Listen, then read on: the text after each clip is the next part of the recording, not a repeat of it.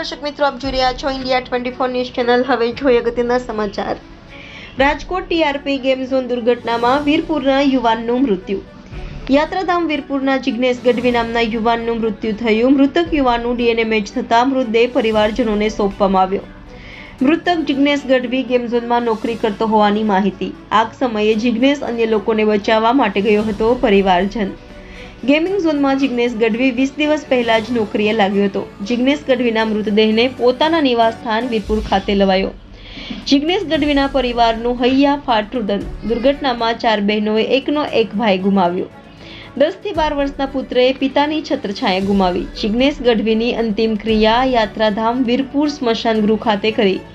જેતપુર મામલતદાર, TDO સહિત અધિકારીઓ વીરપુર પહોંચ્યા। આરોપીઓ વિરુદ્ધ કડકમાં કડક કાર્યવાહી કરવા પરિવારજનોની માંગ।